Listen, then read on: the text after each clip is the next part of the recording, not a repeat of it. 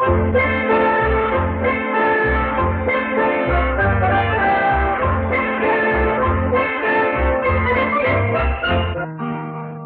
listen to my story and listen to it well. I'll tell you of a great man who served his country well. His name was Daniel Boone, and he wore a coonskin hat, and his clothes were made of buckskin. Now what do you think of that? Dan was born in Pennsylvania in 1734, in colony days before the Revolutionary War. He was famous as a hunter while he was still a boy, and the hours he spent in the forest, they were his greatest joy. Did you hear that? That was Daniel Boone with his long rifle out hunting a bear. Listen.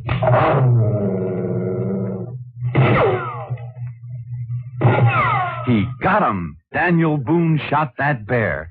That was when Daniel was only 15 years old. Yes, Daniel Boone was the greatest hunter and explorer this country ever had. Now, sometimes Dan hunted bears. And sometimes wildcats. And other times the timber wolf.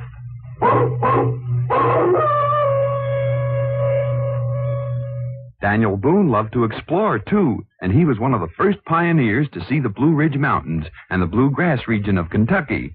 Oh, Daniel knew the forest, he knew the forest well, the mountains and the rivers and where the animals dwell. He was handy with a rifle and with a hunting knife, and he loved the open spaces, the cleanest kind of life.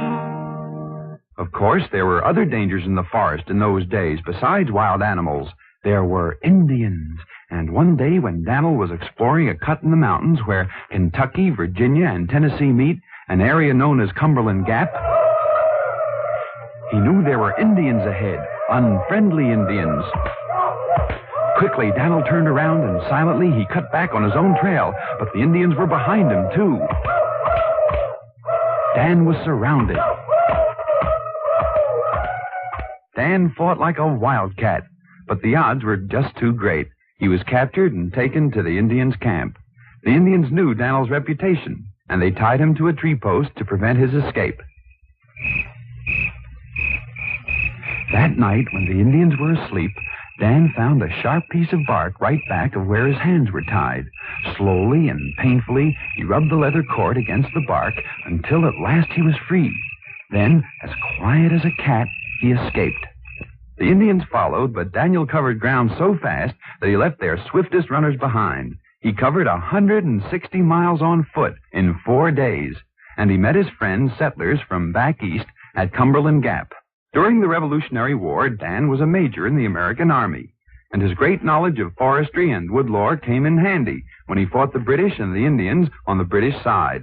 But he was friendly to many Indians because Daniel was a fair man to red men and to white, and he never used his rifle unless he had to fight.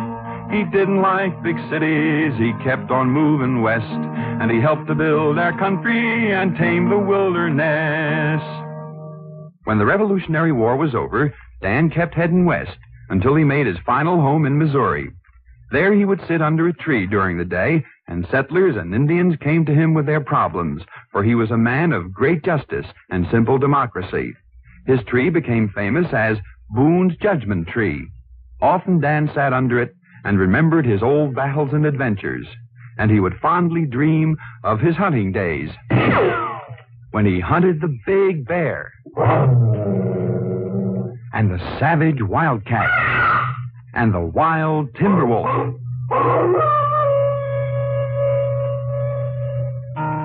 And now you've heard my story, there is no more to tell. The story of Daniel Boone, who served his country well. His clothes were made of buckskin and he wore a coonskin hat.